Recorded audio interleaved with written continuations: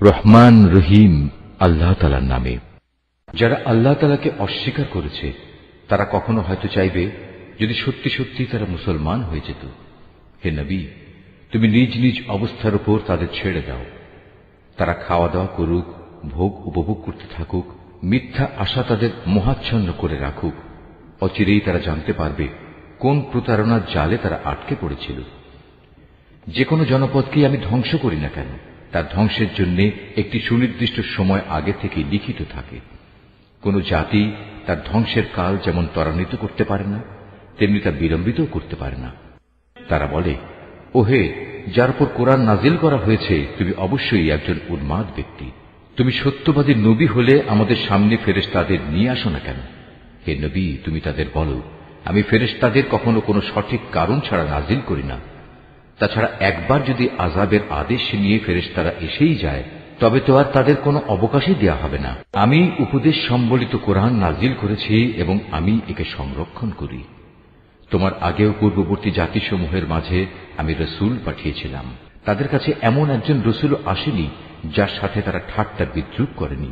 এভাবেই আমি অপরাধীদের অন্তরে ঠাট্টা বিদ্রুপের এ প্রবণতা সঞ্চার করি। এরা কোনো অবস্থায় তার উপর ঈমান আনবে না। আসলে এই নিয়ম তো আগের মানুষদের থেকেই চলে এসেছে। আমি যদি এদের জন্য আসমানের দরজাও খুলে দেই, অতঃপর তারা যদি তাতে চড়তেও শুরু করে, তারপরও এরা ঈমান আনবে না। বরং বলবে, আমাদের দৃষ্টি মোহাবিষ্ট হয়ে গেছে, কিংবা আমরা হচ্ছি এক জাদুগ্রস্ত সম্প্রদায়। তাকিয়ে দেখো কিভাবে আমি আকাশে গম্বুজ তৈরি করে রেখেছি, অতঃপর তার দর্শকদের জন্য তারকা রাজি দ্বারা সুসজ্জিত করে রেখেছি।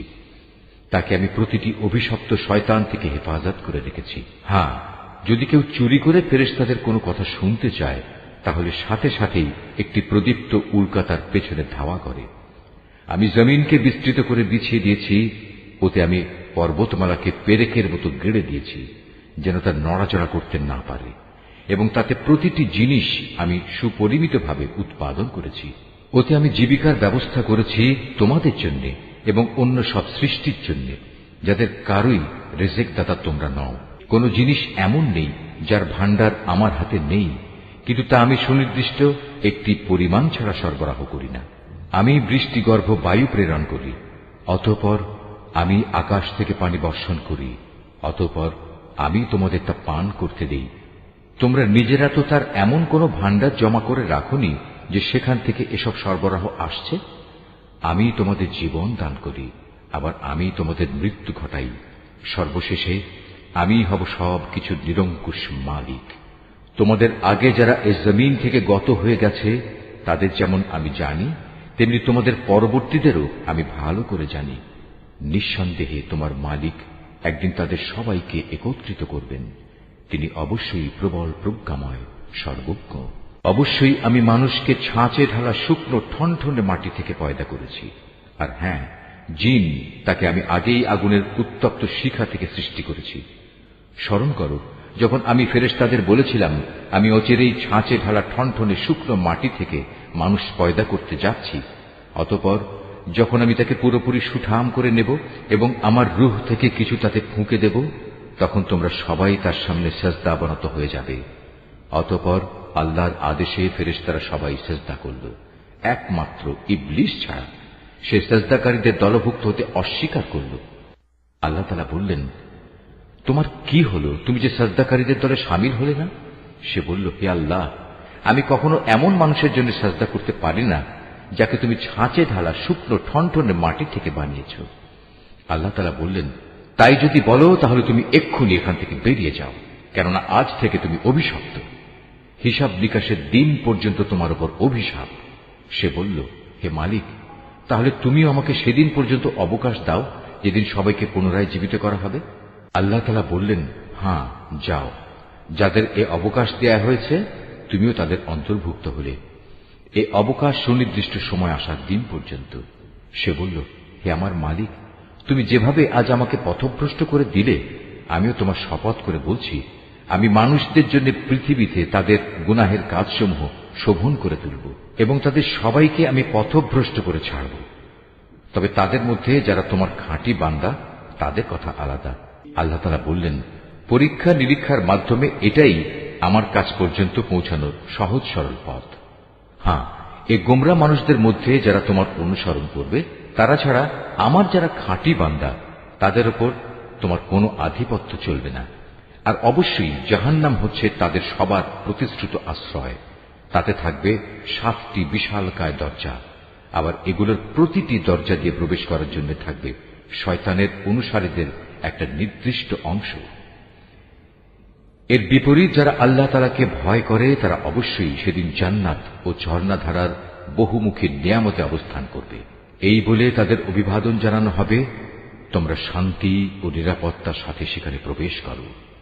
তাদের অন্তরে ঈর্ষা বিদ্বেষ যাই থাক না কেন, আমি সেদিন তা দূর করে দেব। তারা একে অপরের ভাই হয়ে পরস্পরের মুখোমুখি সেখানে অবস্থান করবে। সেখানে তাদের কোন রকম অবসাদ পর্যন্ত স্পর্শ করবে না, আর তারা সেখান থেকে কোনো দিন বহিষ্কৃতও হবে না।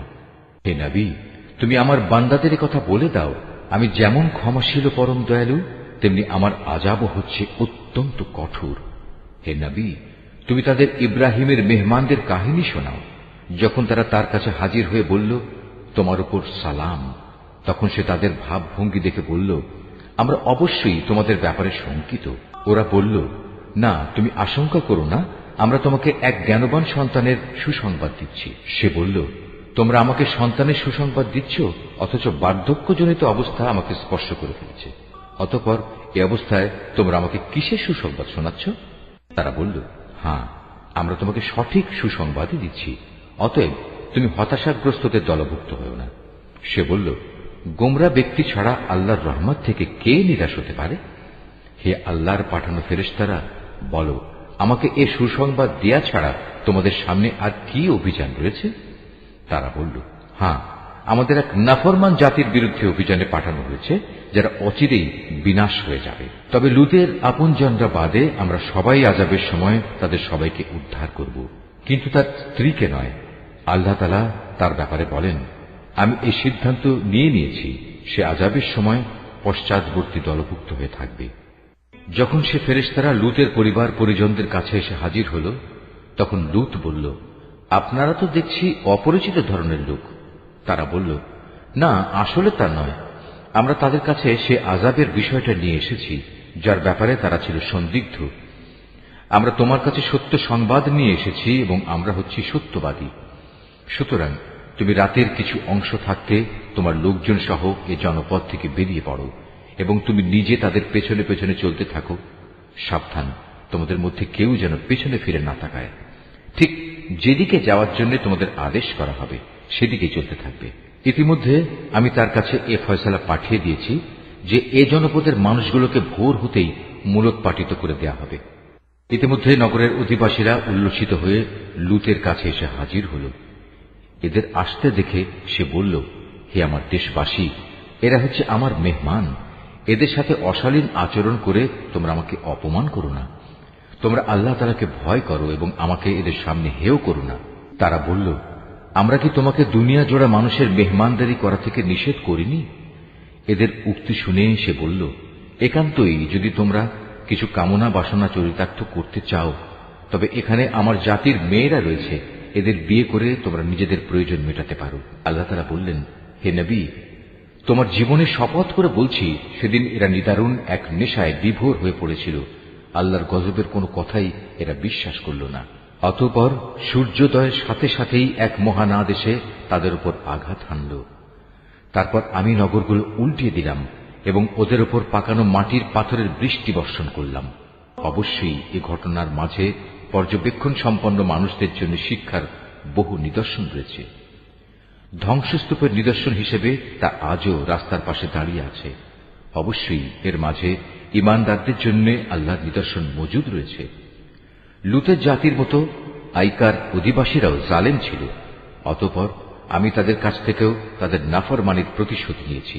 আর আজ এ উভয় জনপদই আযাবের চিহ্ন বহন করে প্রকাশ্যে রাস্তার পাশে দাঁড়িয়ে আছে। একইভাবে হেজরবাসীরাও নবীদের অস্বীকার করেছিল। আমি আমার নিদর্শনসমূহ তাদের কাছে প্রেরণ করেছিলাম, এত সত্ত্বেও তারা তা থেকে মুখ ফিরিয়ে নিয়েছিল।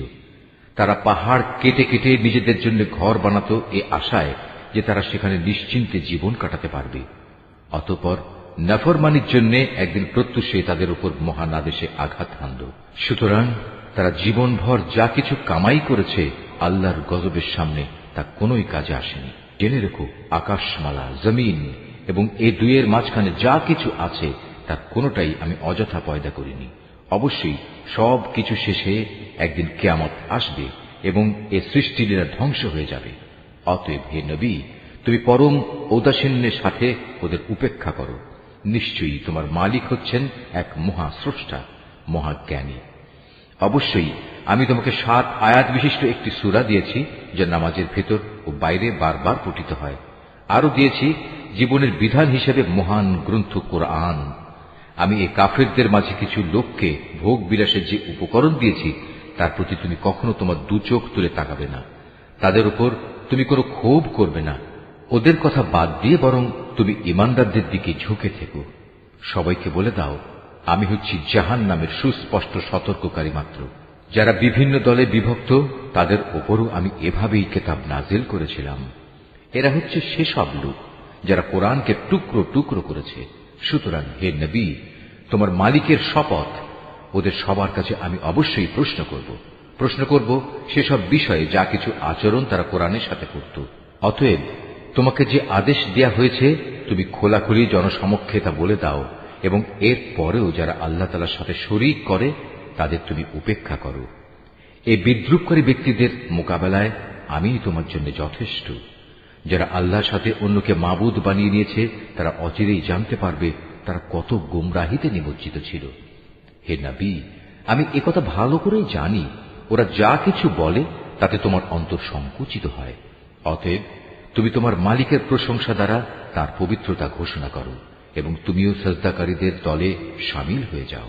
হে নবী, যতক্ষণ পর্যন্ত তোমার কাছে নিশ্চিত মৃত্যুজনিত ঘটনা না আসবে ততক্ষণ পর্যন্ত তুমি তোমার মালিকের ইবাদত করতে থাকো।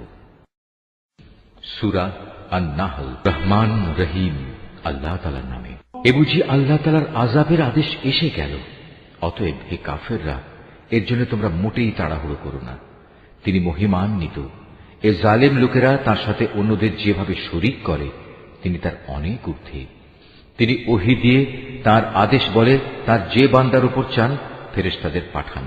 মানুষদের সতর্ক করে দাও, আমি ছাড়া দ্বিতীয় কোনো মাবুদ নেই, অতএব তোমরা আমাকেই ভয় করো।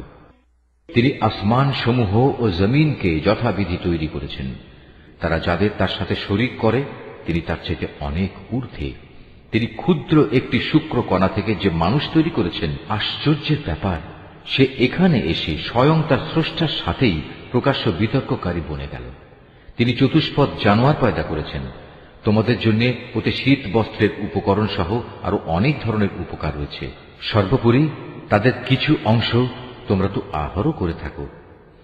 তোমরা যখন গোধূলি লগ্নে ওদের ঘরে ফিরিয়ে আনো, আবার প্রভাতে যখন ওদের চারণভূমিতে নিয়ে যাও, তখন এর মাঝে তোমাদের জন্য নয়নাভিরাম সৌন্দর্য উপকরণ থাকে।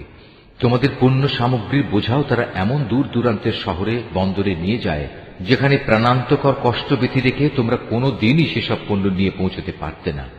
অবশ্যই তোমাদের মালিক তোমাদের উপর স্নেহপরায়ণ ও পরম দয়ালু। তিনি ঘোড়া, খচ্চর ও গাধা সৃষ্টি করেছেন যাতে তোমরা আরোহণ করো। এছাড়া তাতে শোভা বর্ধনের ব্যবস্থা রয়েছে। তিনি আরো এমন অনেক ধরনের জন্তু জানোয়ার পয়দা করেছেন যার পরিমাণ ও উপযোগিতা সম্পর্কে তোমরা এখনো পর্যন্ত কিছুই জানো না। আল্লাহ তাআলার উপরে নির্ভর করে মানুষদের সরল পথ নির্দেশ করো, বিশেষ করে যেখানে অন্য পথের মধ্যে কিছু বাঁকা পথও রয়েছে।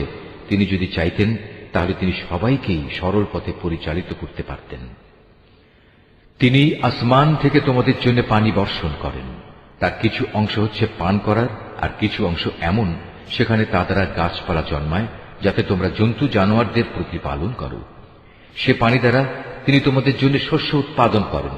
জৈতুন, খেজুর ও আঙুর সহ সব ধরনের ফল জন্মান। অবশ্যই এর মাঝে চিন্তাশীল সম্প্রদায়ের জন্য অনেক নিদর্শন রয়েছে। তিনি তোমাদের সুবিধার জন্য রাত, দিন ও চাঁদ সূরজকে নিয়ন্ত্রিত করে দিয়েছেন। নক্ষত্র রাজিও তার আদেশে নিয়ন্ত্রণাধীন রয়েছে।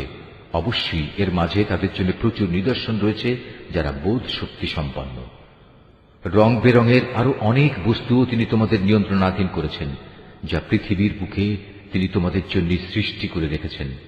অবশ্যই এসব কিছুর মাঝে সেসব জাতির জন্য নিদর্শন রয়েছে যারা এসব থেকে নসিহত গ্রহণ করে। তিনিই সমুদ্রকে তোমাদের অধীনস্থ করে দিয়েছেন যেন তার মধ্যে থেকে তোমরা তাজা মাছ গোশত খেতে পারো, এবং তা থেকে তোমরা মণিমুক্তার গহনাও আহরণ করো, যা তোমরা পরিধান করো। তোমরা দেখতে পাচ্ছ কিভাবে ওর বুক চিরে জলযানগুলো এগিয়ে চলে, যেন তোমরা এর মাধ্যমে আল্লাহ তাআলার অনুগ্রহ রিজিক সন্ধান করতে পারো। সর্বোপরি তোমরা যেন তার নিয়ামতের কৃতজ্ঞতা আদায় করো। তিনি জমিনের মধ্যে পাহাড় সমূহ রেখে দিয়েছেন যাতে করে জমিন তোমাদের নিয়ে এদিক সেদিক ঢলে না পড়ে। তিনি নদী ও পথঘাট বানিয়ে দিয়েছেন যাতে করে তোমরা সব জায়গা দিয়ে নিজেদের গন্তব্যস্থলে পৌঁছতে পারো। তিনি তোমাদের জন্য দিক নির্ণয়কারী চিহ্নসমূহ সৃষ্টি করেছেন। তাছাড়া নক্ষত্রের অবস্থান দ্বারাও মানুষ পথের দিশা পায়। অতঃপর তোমরাই বলো, যিনি এত কিছু সৃষ্টি করেছেন তিনি কি করে তার মতো হবেন যে কিছু সৃষ্টি করতে পারে না? তোমরা কি এ থেকে কোনো উপদেশ গ্রহণ করবে না? তোমরা যদি তোমাদের উপর আল্লাহ তাআলার নিয়ামতগুলো গণনা করতে চাও তাহলে কখনো তা গণনা করে শেষ করতে পারবে না। নিশ্চয়ই আল্লাহ তাআলা ক্ষমাশীল ও পরম দয়ালু। তোমরা যা কিছু গোপন রাখো আর যা কিছু প্রকাশ করো আল্লাহ তাআলা তা সবই জানেন। আল্লাহ তাআলাকে বাদ দিয়ে এরা কার্যসিদ্ধির জন্য যাদের ডাকে তারা তো নিজেরা কিছুই পয়দা করতে পারে না, বরং তাদেরই সৃষ্টি করা হয়। সেগুলো তো হচ্ছে কতিপয় মৃত বস্তু, জীবিত কিছু নয়। অথচ তাদের এটুকুও বোধ নেই যে তাদের কখন আবার উঠিয়ে নেওয়া হবে। হে মানুষ, তোমাদের মাবুদ তো একজন, তিনি ছাড়া দ্বিতীয় কোনো মাবুদ নেই। অতঃপর যারা পরকালের উপর ঈমান আনে না তাদের অন্তরসমূহ এমনি সত্য অস্বীকারী হয়ে পড়ে এবং এরা নিজেরাও হয় দারুণ অহংকারী। নিঃসন্দেহে আল্লাহ তাআলা জানেন এরা যা কিছু গোপন করে এবং যা কিছু প্রকাশ করে। তিনি কখনো অহংকারীদের পছন্দ করেন না। যখন এদের এ মর্মে জিজ্ঞেস করা হয়, তোমাদের মালিক কি ধরনের জিনিস নাজিল করলেন, তখন তারা বলে, তা তো আগের কালের উপকথা ছাড়া আর কিছুই নয়। ফলে শেষ বিচারের দিন এরা নিজেদের পাপের ভার পূর্ণ মাত্রায় বহন করবে। এরা সেদিন তাদের পাপের বোঝা বহন করবে যাদের এরা জ্ঞান ভিত্তিক প্রমাণ ছাড়া গোমরা করে দিয়েছিল। ওরা যা বহন করে চলেছে তা কত নিকৃষ্ট। এর আগেও অনেক মানুষ দ্বীনের বিরুদ্ধে চক্রান্ত করেছিল, কিন্তু আল্লাহ তাআলা তাদের পরিকল্পনার সমগ্র ইমারত তার ভিত্তিমূল থেকে নির্মূল করে দিয়েছিলেন। ফলে তাদের এই চক্রান্তরূপী ইমারতের ছাদ তাদের উপরই ধসে পড়ল এবং তাদের উপর এমন বহু দিক থেকেই আযাব এসে আপতিত হল যা ছিল তাদের কল্পনারও বাইরে। কিয়ামতের দিন আল্লাহ তাআলা ওদের আরো বেশি পরিমাণে লাঞ্ছিত করবেন। তিনি তাদের জিজ্ঞেস করবেন, কোথায় আমার সেসব শরীক যাদের ব্যাপারে তোমরা মানুষদের সাথে বাক বিতণ্ডা করতে? যাদের সঠিক জ্ঞান দেয়া হয়েছিল তারা সেদিন বলবে, অবশ্যই যাবতীয় অপমান, লাঞ্ছনা ও অকল্যাণ আজ কাফেরদের জন্য। এরা হচ্ছে তারা ফেরেশতারা যাদের মৃত্যু ঘটায়, তা ঘটায় এমন অবস্থায় যখন তারা নিজেদের উপর জুলুম করতে থাকে। অতঃপর তারা উপায়ান্তর না দেখে আত্মসমর্পণ করে এবং বলে, আমরা তো কোনো মন্দ কাজ করতাম না। ফেরেশতারা বলবে, হ্যাঁ, তোমরা যা কিছু করতে আল্লাহ তাআলা সে সম্পর্কে সম্যক অবহিত রয়েছেন। সুতরাং আজ জাহান্নামের দরজাসমূহ দিয়ে তোমরা আগুনে প্রবেশ করো, সেখানে তোমরা চিরদিন থাকবে। অহংকারীদের আবাসস্থল কত নিকৃষ্ট। অপরদিকে পরহেজগার ব্যক্তিদের বলা হবে, তোমাদের মালিক তোমাদের জন্য কি নাজিল করেছেন? তারা বলবে, হ্যাঁ, এ হচ্ছে মহাকল্যাণ। যারা নেক কাজ করে তাদের জন্য এই দুনিয়ায়ও কল্যাণ রয়েছে, আর পরকালের ঘর তো হচ্ছে আরো উৎকৃষ্ট কল্যাণ। পরহেজগার ব্যক্তিদের এ আবাস কত সুন্দর, চিরস্থায়ী এক জান্নাত যাতে তারা প্রবেশ করবে, যার পাদদেশে ঝর্ণাধারা প্রবাহিত হবে। উপরন্তু সেখানে তারা যা কিছুই কামনা করবে তাই তাদের জন্য সরবরাহের ব্যবস্থা থাকবে। এভাবেই আল্লাহ তাআলা পরহেজগার ব্যক্তিদের তাদের নেক কাজের প্রতিফল দান করবেন। এরা হচ্ছে তারা ফেরেশতারা যাদের পবিত্র অবস্থায় মৃত্যু ঘটাবে। তারা তাদের উদ্দেশ্যে বলবে, তোমাদের উপর শান্তি বর্ষিত হোক। দুনিয়ায় তোমরা যে আমল করতে তারই কারণে আজ তোমরা জান্নাতে প্রবেশ করো। হে নবী, তুমি কি মনে করো ওরা শুধু এজন্যই অপেক্ষা করছে যে তাদের কাছে একদিন ফেরেশতা নাজিল হবে, কিংবা তোমার মালিকের পক্ষ থেকে কোনো আযাবের হুকুম আসবে? এদের আগে যারা এসেছিল তারা এমনটিই করেছে। এদের উপর আযাব পাঠিয়ে আল্লাহ তাআলা কোনো জুলুম করেননি, বরং তারা নিজেরাই নিজেদের উপর জুলুম করেছে। পরিশেষে তাদের উপর তাদের মন্দ কাজের শাস্তি আপতিত হল। একসময় সে আযাব তাদের পরিবেষ্টন করে নিল, যা নিয়ে তারা হামেশা ঠাট্টা বিদ্রূপ করে বেড়াত। মুশরিকরা বলে, যদি আল্লাহ তাআলা চাইতেন তাহলে আমরা তো তাঁকে বাদ দিয়ে অন্য কিছুর ইবাদত করতাম না, না আমাদের বাপদাদারা অন্য কারো ইবাদত করত, আমরা তাঁর অনুমতি ছাড়া কোনো জিনিস হারামও করতাম না। একই ধরনের কাজ তাদের পূর্ববর্তী লোকেরাও করেছে। আসলে রসুলদের উপর সুস্পষ্ট বাণী পৌঁছে দেওয়া ছাড়া আর কোনো অতিরিক্ত দায়িত্ব কি আছে? আমি অবশ্যই প্রত্যেক জাতির কাছে রসুল পাঠিয়েছি, যাতে করে তাদের কাছে সে বলতে পারে, তোমরা এক আল্লাহ তাআলার ইবাদত করো এবং নাফরমান শক্তিসমূহকে বর্জন করো। সে জাতির মধ্যে অতঃপর আল্লাহ তাআলা কিছু লোককে হেদায়েত দান করেন, আর কতক লোকের উপর গোমরাহি চেপে বসে গেছে। অতএব তোমরা আল্লাহর জমিনে পরিভ্রমণ করো এবং দেখো যারা রসুলদের মিথ্যা প্রতিপন্ন করেছে তাদের কি ভয়াবহ পরিণাম হয়েছিল। হে নবী, তুমি এদের হেদায়েতের ব্যাপারে যতই আগ্রহী হও না কেন, এরা কখনো হেদায়েত পাবে না, কেননা আল্লাহ তাআলা যাকে গোমরাহ করে দিয়েছেন তাকে তিনি সৎ পথে পরিচালিত করবেন না। আর এমন লোকদের আযাব থেকে বাঁচানোর জন্য কোনো সাহায্যকারীও নেই। এরা আল্লাহ তাআলার নামে শক্ত ধরনের শপথ করে বলে, যে ব্যক্তির মৃত্যু হয়ে যায় তাকে আল্লাহ তাআলা কখনো দ্বিতীয়বার উঠিয়ে আনবেন না। হে নবী, তুমি বলো, হ্যাঁ অবশ্যই এটা তাঁর সত্য ওয়াদা, কিন্তু অধিকাংশ মানুষই তো জানে না। এটা তিনি এজন্য করবেন যে বিষয়ে এরা মতবিরোধ করত। কিয়ামতের দিন তাদের জন্য তিনি তা স্পষ্ট করে দেখিয়ে দেবেন, এবং যারা আজ অস্বীকার করে তারাও একথাটা জেনে নেবে, তারা সত্যি সত্যি ছিল মিথ্যাবাদী। আমি যখনই কোনো কিছু ঘটাতে চাই তখন সে বিষয়ে আমার বলা কেবল এটুকুই হয় যে হও, অতঃপর তা সংঘটিত হয়ে যায়। স্মরণ করো, যারা আল্লাহর পথে হিজরত করেছে, বিশেষ করে ঈমান আনার কারণে তাদের উপর জুলুম হওয়ার পর আমি অবশ্য তাদের এই পৃথিবীতেই উত্তম আশ্রয় দেব, আর আখিরাতের পুরস্কার তা তো এর থেকে অনেক বেশি শ্রেষ্ঠ। কত ভালো হতো যদি তারা কথাটা জানত। যারা বিপদে ধৈর্য ধারণ করে এবং যারা আল্লাহর উপর নির্ভরশীল থাকে তাদের জন্য আখিরাতের অনেক পুরস্কার রয়েছে। হে নবী, আমি তোমার আগেও এ মানুষদের মধ্যে থেকেই কিছু ব্যক্তিকে রসুল বানিয়ে প্রেরণ করেছি, যাদের উপর আমি ওহী পাঠিয়েছি। অতএব যদি তোমরা না জানো তাহলে কেতাবধারীদের জিজ্ঞেস করো। এসব নবীকে আমি সুস্পষ্ট দলিল প্রমাণ ও কেতাব সহকারে পাঠিয়েছি। একইভাবে আজ তোমার কাছেও কেতাব নাজিল করেছি, যাতে করে যে শিক্ষা মানুষদের জন্য তাদের কাছে পাঠানো হয়েছে তুমি তা তাদের সুস্পষ্টভাবে বোঝাতে পারো, যেন তারা নিজেরাও একটু চিন্তা ভাবনা করে।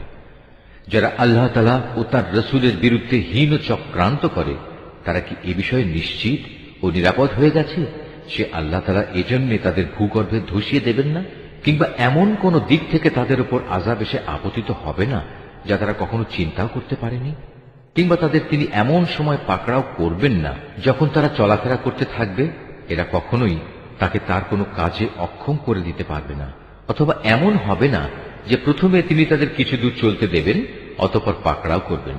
অবশ্যই তোমার মালিক একান্ত স্নেহশীল ও পরম দয়ালু। এই আয়াতটি যিনি তেলাওয়াত করবেন এবং যিনি এই আয়াতটির তেলাওয়াত শুনবেন তাদের সবাইকে এখানে একটি সাজদা আদায় করতে হবে। এটা ওয়াজিব। এরা কি আল্লাহ তাআলা যা কিছু সৃষ্টি করেছেন তার প্রতি লক্ষ্য করে না যে তার ছায়া আল্লাহর সামনে সাজদাবনত অবস্থায় কখনো ডান দিক থেকে কখনো বাঁ দিক থেকে তাঁরই উদ্দেশ্যে ঢলে পড়ে? এরা সবাই তাঁর সামনে অক্ষমতা প্রকাশ করে যাচ্ছে।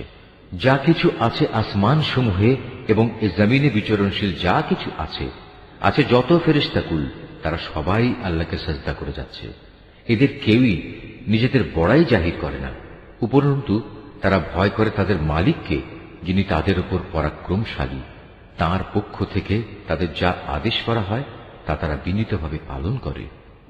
হে মানুষ, আল্লাহ তাআলা আদেশ করেছেন তোমরা আনুগত্যের জন্য দুজন মাবুদ গ্রহণ করো না। মাবুদ তো শুধু একজন, সুতরাং তোমরা আমাকেই ভয় করো। আকাশ মণ্ডলী ও জমিনের যেখানে যা কিছু আছে তা সবই তাঁর জন্য। জীবন বিধান তাঁর অনুগত করে দেয়াই কর্তব্য। এরপরেও কি তোমরা আল্লাহ তাআলা ছাড়া অন্য কাউকে ভয় করবে? নিয়ামতের যা কিছু তোমাদের কাছে আছে তা তো আল্লাহ তাআলার কাছ থেকেই এসেছে, এবং তোমাদের যদি কোনো দুঃখ দৈন্য স্পর্শ করে তখন তা দূর করার জন্য তাকেই তোমরা বিনীতভাবে ডাকতে শুরু করো। অতঃপর আল্লাহ তাআলা যখন তা দূরীভূত করে দেন তখন তোমাদেরই একদল লোক তাদের মালিকের সাথে অন্যদের শরীক বানিয়ে নেয়, যাতে করে আমি তাদের যা নিয়ামত দান করেছি তারা তা অস্বীকার করতে পারে। সুতরাং কিছুদিনের জন্য এই জীবনটা তোমরা ভোগ করে নাও, অচিরেই তোমরা এই অকৃতজ্ঞতার পরিণাম জানতে পারবে। আমি ওদের যা কিছু রিজিক দান করেছি তার একাংশকে ওরা এমন সবার জন্য নির্ধারণ করে নেয় যারা মূলত জানেও না রিজিকের উৎসমূল কোথায়। আল্লাহ তাআলার শপথ, তোমরা তার সম্পর্কে যে মিথ্যা অপবাদ দিতে সে সম্পর্কে অবশ্যই তোমাদের প্রশ্ন করা হবে। এই মুশরিক ব্যক্তিরা কন্যা সন্তানদের আল্লাহর জন্য নির্ধারণ করে, অথচ আল্লাহ তাআলা এ সব কিছু থেকে অনেক পবিত্র, মহিমান্বিত। ওরা নিজেদের জন্য তাই কামনা করে যা তারা পছন্দ করে, অথচ যখন এদের কাউকে কন্যা জন্ম হওয়ার সুখবর দেয়া হয় তখন দুঃখে ব্যথায় তার মুখ কালো হয়ে যায় এবং সে অসহনীয় মনস্তাপে ক্লিষ্ট হয়। যে বিষয়ে তাকে সুসংবাদ দেয়া হয়েছিল তার মনের কষ্টের কারণে সে তার জাতির লোকদের কাছ থেকে আত্মগোপন করে থাকতে চায়। ভাবতে থাকে, সে কি এ সদ্য প্রসূত কন্যা সন্তানকে অপমানের সাথে রাখবে না তাকে মাটিতে পুঁতে ফেলবে। ভালোভাবে শুনে রাখো, আসলে কন্যা সন্তান সম্পর্কে ওরা যা সিদ্ধান্ত করে তা অতি নিকৃষ্ট। বস্তুত যারা আখিরাত দিবসের উপর ঈমান আনে না তাদের জন্য এ ধরনের নিকৃষ্ট পরিণামই রয়েছে। আর আল্লাহ তাআলার জন্যই সর্বশ্রেষ্ঠ পরিণাম, তিনি মহাপরাক্রমশালী ও প্রবল প্রজ্ঞাময়।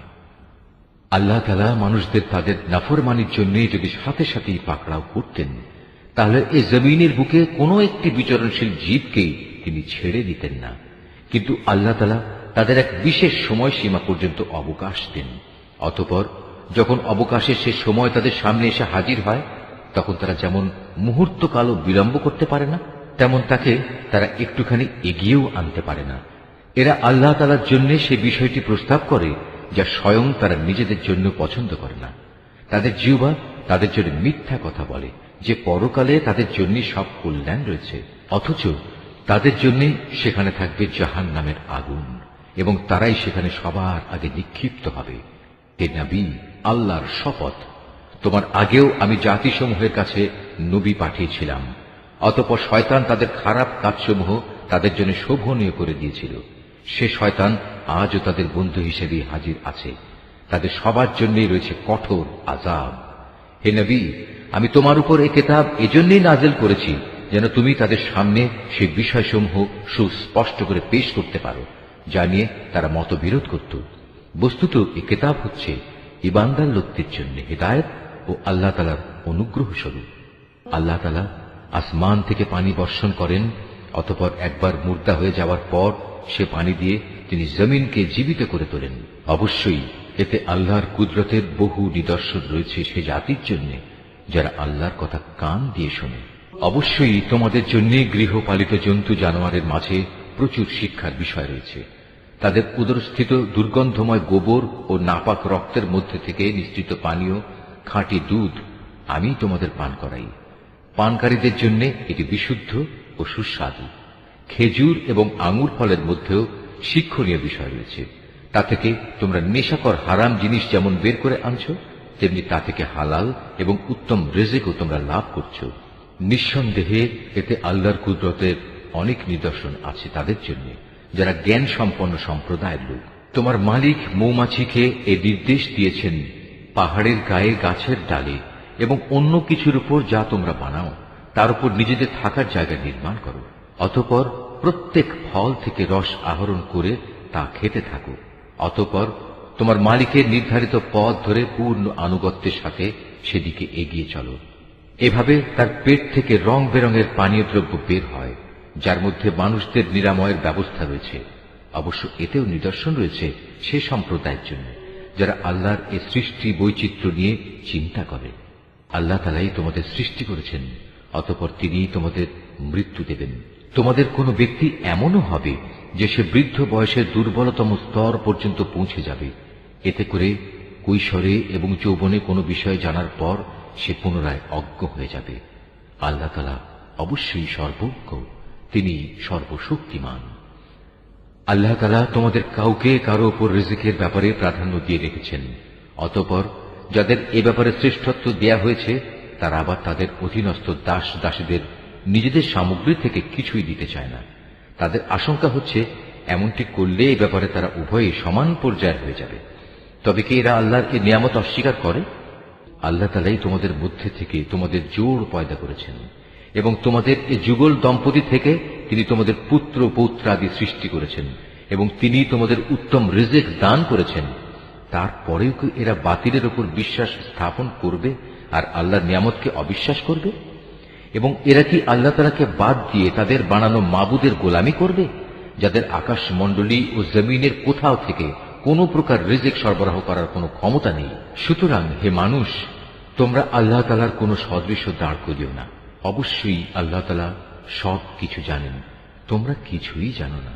আল্লাহ তাআলা এখানে অপরের অধিকারভুক্ত একটি দাসের উদাহরণ দিচ্ছেন যে নিজে থেকে কোনো কিছু করার ক্ষমতা রাখে না। উদাহরণ দিচ্ছেন এমন ব্যক্তির সাথে যাকে আমি আমার পক্ষ থেকে উত্তম রিজিক দান করেছি এবং সে তা থেকে গোপনে ও প্রকাশ্যে ব্যয় করে চলেছে।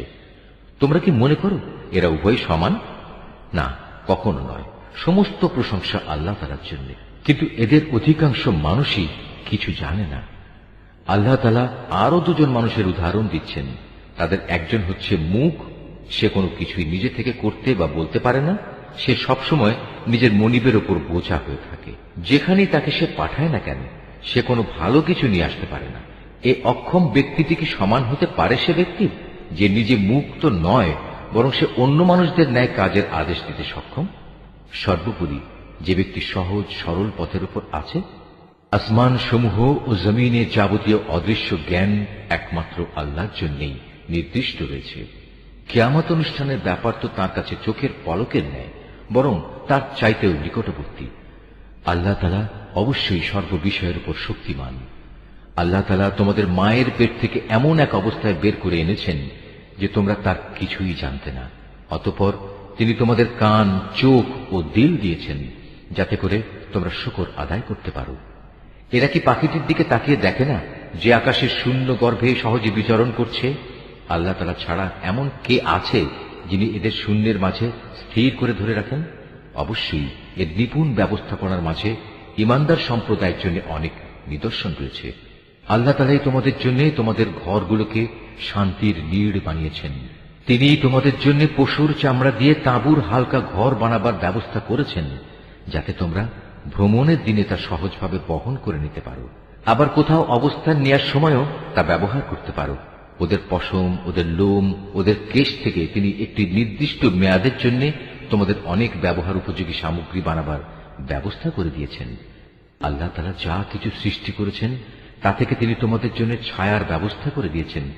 তিনি তোমাদের জন্য পাহাড়ের মাঝে আশ্রয়ের ব্যবস্থা করেছেন। তিনি আরো ব্যবস্থা করেছেন তোমাদের জন্য পরিধেয় বস্ত্রের, যা তোমাদের প্রচন্ড তাপ থেকে রক্ষা করে। আরো ব্যবস্থা করেছেন এমন পরিধেয় সমূহের যা তোমাদেরকে তোমাদের সমস্যা সংকট থেকে বাঁচিয়ে রাখে। এভাবেই তিনি তোমাদের উপর তার নিয়ামত সমূহ পূর্ণ করে দেন যাতে করে তোমরা তার অনুগত বান্দা হতে পারো।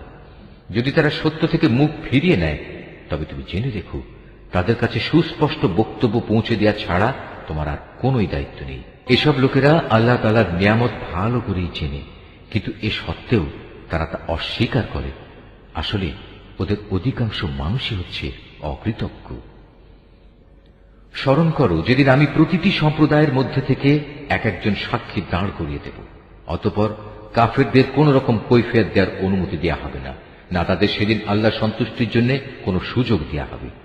সেদিন যখন জালেমরা আযাব দেখতে পাবে তখন ভীষণ চিৎকার করে তা থেকে বাঁচার চেষ্টা করবে, কিন্তু কোন চিৎকারেই তাদের উপর থেকে শাস্তি লঘু করা হবে না, না এ ব্যাপারে তাদের কোন রকম অবকাশ দেয়া হবে।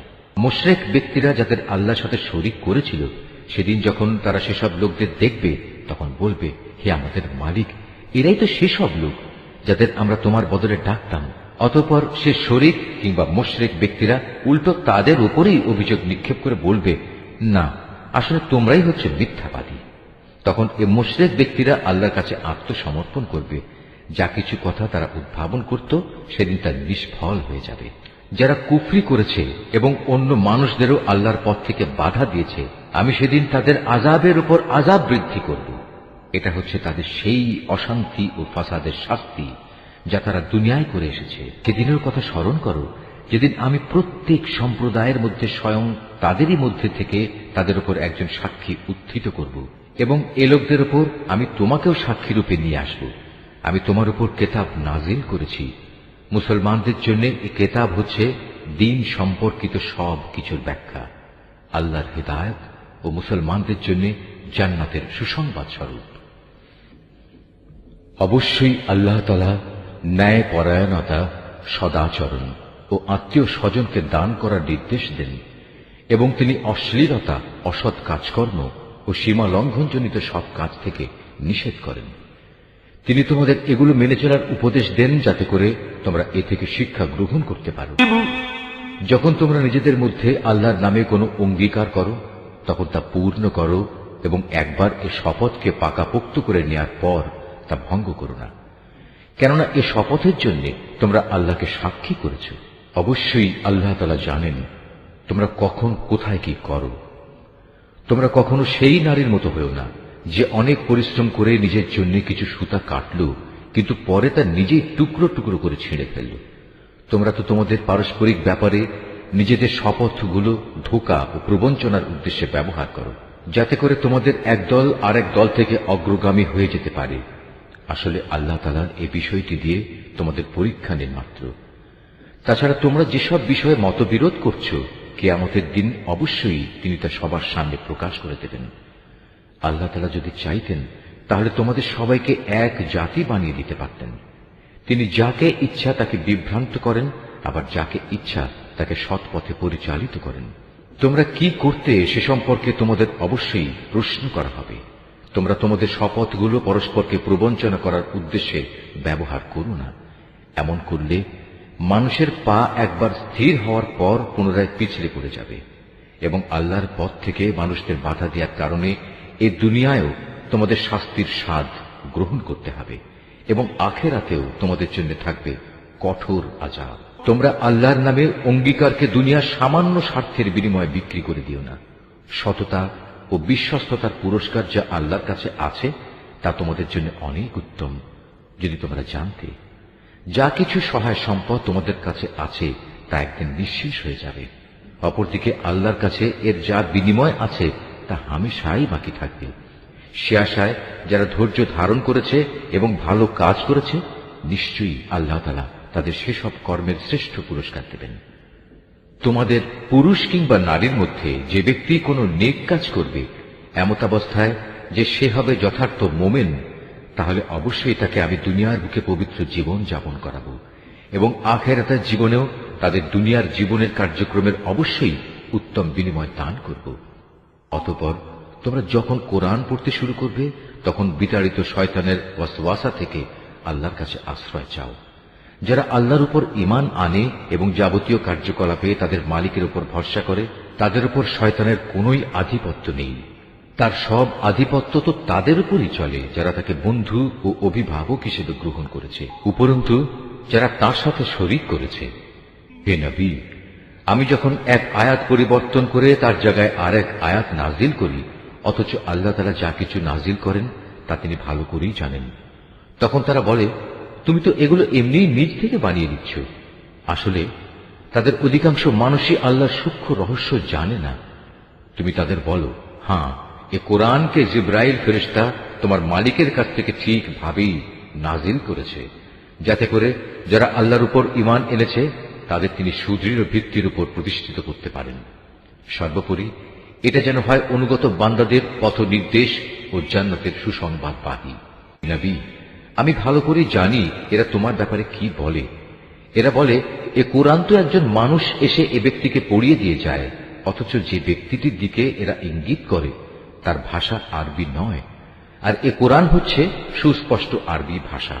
আসল কথা হচ্ছে যারা আল্লাহর আয়াত সমূহে বিশ্বাস করে না, আল্লাহ তাআলাও তাদের সঠিক পথে পরিচালিত করেন না, আর তাদের জন্যই মর্মান্তিক আযাব রয়েছে। নিজের পক্ষ থেকে কথা বানানো কখনো নবীর কাজ হতে পারে না, বরং এটা হচ্ছে তাদের কাজ যারা আল্লাহর আয়াতের উপর ঈমান আনে না, আসলে এরাই হচ্ছে মিথ্যাবাদী। যে ব্যক্তি একবার ঈমান আনার পর কুফরি করে, যদি তাকে কুফরি বাক্য উচ্চারণ করতে বাধ্য করা হয় অথচ তার অন্তর ঈমানের উপরই সন্তুষ্ট থাকে, তাহলে আল্লাহ তাআলা তা হয়তো মাফ করে দেবেন।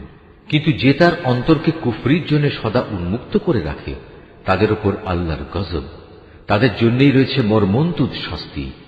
এটা এজন্যে যে তারা দুনিয়ার জীবনকে পরকালীন জীবনের উপর প্রাধান্য দিয়েছে। আল্লাহ তাআলা কখনো কাফের সম্প্রদায়কে হেদায়েত দান করেন না। এরাই হচ্ছে সেসব লোক যাদের অন্তরে, যাদের কানে ও যাদের চোখের উপর আল্লাহ তাআলা সিল এঁটে দিয়েছেন। আসলে এরা সবাই ভয়াবহ আযাব সম্পর্কে গাফেল। নিশ্চয়ই ওরা পরলোকে ভীষণ ক্ষতিগ্রস্ত হবে। এর বিপরীত যারা ঈমানের পথে নির্যাতিত হওয়ার পর হিজরত করে, অতঃপর আল্লাহর পথে জিহাদ করে এবং বিপদে ধৈর্য ধারণ করে, হে নবী, অবশ্যই তোমার মালিক এ পরীক্ষার পর তাদের প্রতি ক্ষমাশীল ও পরম দয়ালু হবেন। স্মরণ করো যেদিন প্রত্যেক ব্যক্তি আত্মপক্ষ সমর্থনে যুক্তি প্রদর্শন করতে এগিয়ে আসবে। প্রত্যেক ব্যক্তিকেই কানাকড়ি হিসাব করে তার কৃতকর্মের প্রতিফল আদায় করে দেয়া হবে এবং তাদের কারো উপর কোন রকম অবিচার করা হবে না। আল্লাহ তাআলা এমন একটি জনপদের উদাহরণ তোমাদের সামনে উপস্থাপন করছেন যা ছিল নিরাপদ ও নিশ্চিন্ত। সেখানে চারদিক থেকে তাদের কাছে প্রচুর পরিমাণ রিজিক আসত। অতঃপর এক পর্যায়ে তারা আল্লাহর নিয়ামত অস্বীকার করল। ফলে তারা যে আচরণ করে বেড়াত তার শাস্তি হিসেবে আল্লাহ তাআলা তাদের ক্ষুধা ও ভীতির পোশাক পরিয়ে তাদের শাস্তি দিলেন। অবশ্যই তাদের কাছে তাদেরই মধ্যে থেকে একজন রাসূল এসেছিল, কিন্তু তারা তাকে অস্বীকার করল। পরিশেষে আল্লাহর আযাব তাদের জুলুম করা অবস্থায় পাকড়াও করল। আল্লাহ তাআলা তোমাদের জন্য যা কিছু পবিত্র ও হালাল রিজিক দিয়েছেন তোমরা তা আহার করো। যদি তোমরা সত্যি একান্তভাবে তাঁরই গোলামি করো, তাহলে এজন্য আল্লাহ তাআলার নিয়ামতের কৃতজ্ঞতা জ্ঞাপন করো। তোমাদের জিহ্বা আল্লাহ তাআলার উপর মিথ্যা আরোপ করে বলেই কখনো একথা বলো না যে এটা হালাল ও এটা হারাম। জেনে রেখো, যারাই আল্লাহর উপর মিথ্যা আরোপ করো তারা কখনোই সাফল্য লাভ করতে পারবে না। তাদের জন্য এটা পার্থিব জীবনের সামান্য কিছু সামগ্রী মাত্র। পরকালে তাদের জন্য রয়েছে কঠোর আযাব। হে নবী, ইহুদীদের ওপর আমি সেসব কিছু হারাম করেছি যা ইতিপূর্বে আমি তোমার কাছে বর্ণনা করেছি। এগুলো হারাম করে আমি তাদের উপর কোনো অবিচার করিনি, বরং তারা আমার আদেশ না মেনে নিজেরাই নিজেদের উপর অবিচার করেছে। অতঃপর অবশ্যই তোমার মালিক তাদের উপর দয়া করেছেন যারা অজ্ঞতাবশত কোনো গুনাহের কাজ করল, অতঃপর অন্যায় বুঝতে পেরে তওবা করল এবং তওবার পর নিজেদের সংশোধনও করে নিল। হে নবী, তোমার মালিক অবশ্যই এরপর তাদের জন্য হবেন ক্ষমাশীল ও পরম দয়ালু। নিশ্চয়ই ইব্রাহিম ছিল একটি উম্মতের সমমর্যাদাবান। সে ছিল আল্লাহর একান্ত অনুগত ও একনিষ্ঠ বান্দা। সে কখনো মুশরিকদের অন্তর্ভুক্ত ছিল না। সে ছিল আল্লাহ তাআলার নিয়ামতের প্রতি কৃতজ্ঞ। আল্লাহ তাআলা তাকে নবুয়তের জন্য বাছাই করেছেন এবং তাকে তিনি সরল পথে পরিচালিত করেছেন। আমি তাকে দুনিয়াতেও প্রচুর কল্যাণ দান করেছি, আর পরকালেও সে নিঃসন্দেহে নেক মানুষদের অন্তর্ভুক্ত হবে। অতঃপর হে নবী, আমি তোমার উপর ওহী পাঠালাম যে তুমি একনিষ্ঠভাবে ইব্রাহিমের মিল্লাত অনুসরণ করো, আর সে কখনো মুশরিকদের দলভুক্ত ছিল না। শনিবার পালন করা তো কেবল তাদের জন্যই বাধ্যতামূলক করা হয়েছিল যারা এ বিষয়টি নিয়ে অযথা মতবিরোধ করেছে। অবশ্যই তোমার মালিক কিয়ামতের দিন তাদের মাঝে সেসব বিষয়ে মীমাংসা করে দেবেন, যেসব বিষয় সেখানে তারা মতবিরোধ করত। হে নবী, তুমি তোমার মালিকের পথে মানুষদের প্রজ্ঞা ও সদুপদেশ দ্বারা আহ্বান করো। কখনো তর্কে যেতে হলে তুমি এমন এক পদ্ধতিতে যুক্তিতর্ক করো যা সব চাইতে উৎকৃষ্ট পন্থা। তোমার মালিক এটা ভালো করেই জানেন কে তার পথ থেকে বিপদগামী হয়ে গেছে, আবার যে ব্যক্তি হেদায়েতের পথে রয়েছে তিনি তার সম্পর্কেও সবিশেষ অবহিত আছেন। যদি তোমরা কাউকে শাস্তি দাও তাহলে ঠিক ততটুকু শাস্তি দেবে যতটুকু অন্যায় তোমাদের সাথে করা হয়েছে। অবশ্য যদি তোমরা ধৈর্য ধারণ করো তাহলে জেনে রেখো, ধৈর্যশীলদের জন্য তাই হচ্ছে উত্তম। হে নবী, তুমি নির্যাতন নিপীড়নে ধৈর্য ধারণ করো। তোমার ধৈর্য সম্ভব হবে শুধু আল্লাহ তাআলার সাহায্য দিয়েই। এদের আচরণের উপর দুঃখ করো না। এরা যেসব ষড়যন্ত্র করে চলেছে তাতে তুমি মনক্ষুণ্ণ হইও না। অবশ্যই আল্লাহ তাআলা তাদের সাথে রয়েছেন যারা জীবনের সর্বত্র আল্লাহ তাআলাকে ভয় করে চলে, সর্বোপরি তারা হবে সৎ কর্মশীল। নিশ্চয়ই আল্লাহ যা বলেছেন সত্য বলেছেন।